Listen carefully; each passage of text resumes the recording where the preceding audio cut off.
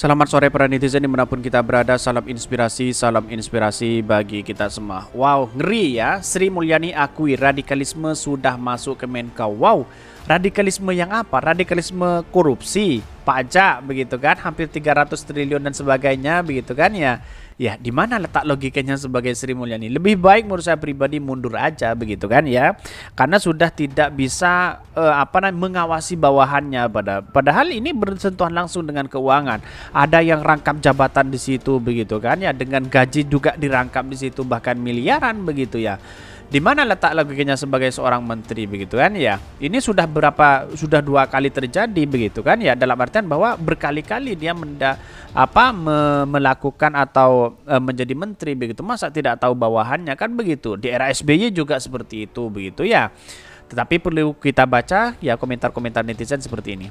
Ini komentar-komentar netizen, iya radikal banget, sampai 300 triliun. Wah ini, korup pajak di Kementerian Keuangan. Wah, nggak tahu malu ya, diam-diam makan dalam sampai 300 triliun. Dasar parasit lintah, pecat saja ini. Banyak sekali yang mengkritik mereka. Kok sekarang ada radikalisme masuk di situ begitu? Sebagai bahan apa ya? Ya sudah tidak usum bahas radikalisme itu hari ini begitu ya. Jabatan yang sampai 30 jabatan itu satu hari ngurus satu jabatan, pas sebulan satu kali aja. Emang gaya hidup dan akal bulus ya pejabat kita gitu bikin galeng-galeng kepala. Haha, yang garong dan koruptor nggak radikal ya Bu, tapi teman-teman jadi aman. Sialnya aja kasus David merusak cerita ini, betapa kata radikal untuk melindungi koruptor aman. Anda yang radikal, tangan cuma 2 jabatan 30 lebih ya. Terus kamu itu mau jadi apa sih? Dewa, perempuan? Wah, ini banyak sekali komentar-komentar netizen begitu ya. Oh, ini rupanya yang dimaksud Mbak Sri Mulyani radikal ini ya. Radikalan juga kalian wahai para bos pajak ya. Wow, jangan bayar pajak sebelum Jeng Sri Mulyani mundur, atau sekalian jangan bayar pajak sebelum Pak D mundur.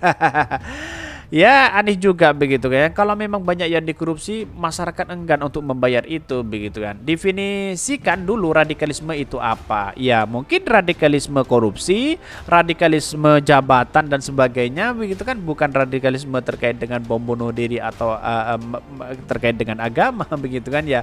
Jadilah orang yang mulia. Ya menurut saya pribadi radikalisme atau rakus kekuasaan lebih tepatnya kan begitu ya.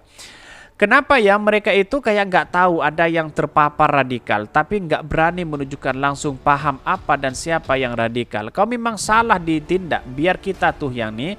Tapi kenapa malah nggak jelas ini? Apa sengaja membuat berpecahan di masyarakat? Betul begitu kan? Di framing seolah-olah ada apa di situ. Wah ini keren nih ceritanya. mulai nyebong ya ini. Mending korupsi masuk ya pasal radikal, biar negeri ini bebas dari korupsi, pasti negeri akan maju. Wah, semakin amburadul begitu kan. Mungkin KPK sudah kewalahan begitu sana sini cari informasi dan sebagainya begitu kan ya. Wah ini sih bukan masalah selama tidak intoleran dan tidak radikal ya, toh penyidik bakalan berebut dengan tangkap dan parahin. Dan menurut saya pribadi radikal lagi yang diusut begitu kan, radikal ya.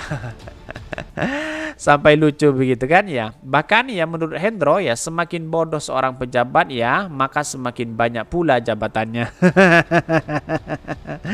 Bisa jadi seperti itu begitu ya. Tetapi inilah komentar-komentar netizen yang harus kita hargai, dan ini merupakan aspirasi masyarakat yang harus kita dengarkan begitu kan ya.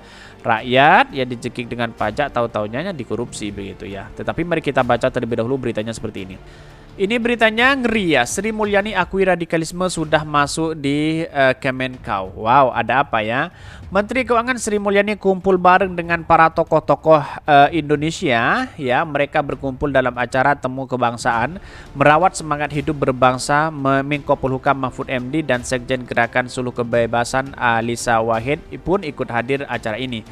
Isu kebangsaan akan menjadi topik diskusi para tokoh-tokoh ini dalam acara. Sri Mulyani menjadi salah satu pembicara kunci. Dia meminta menceritakan ya peran rasa kebangsaan dalam tubuh Kemenko. Dalam ceritanya dia menyebutkan bahwa ada hal yang lebih melelahkan dibandingkan ya mengurus keuangan negara. Ya karena banyak dikorupsi begitu kan.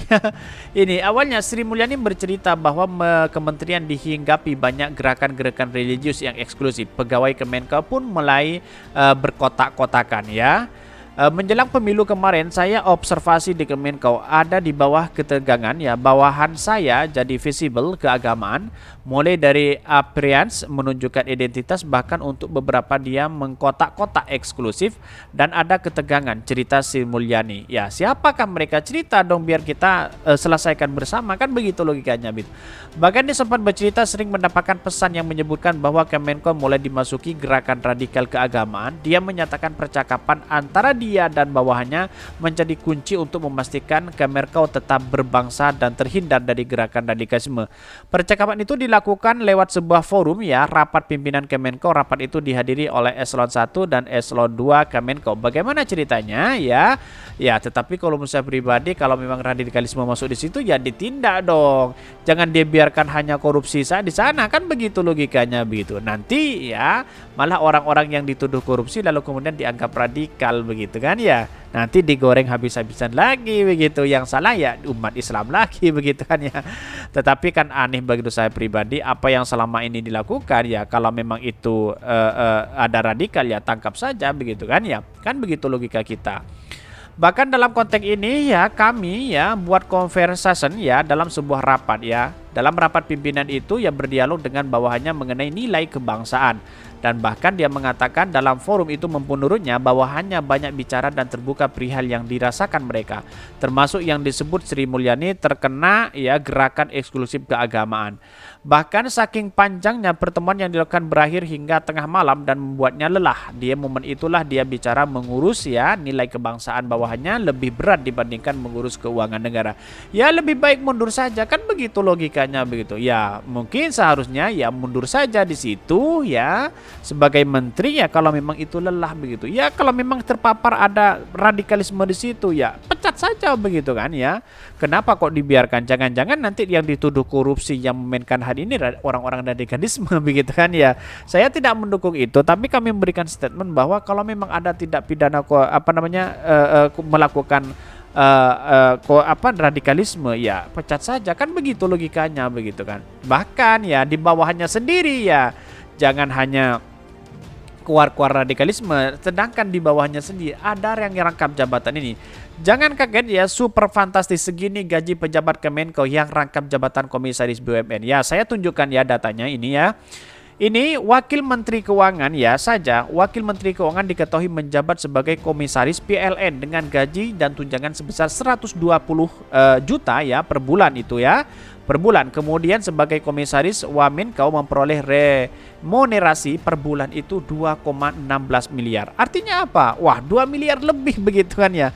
Dan bahkan di sini ya saya tunjukkan di sini ada sampai 77 miliar. Kemudian dalam kurun waktu 5 tahun dia mendapatkan 77 miliar. Wah, 45 miliar 77,77.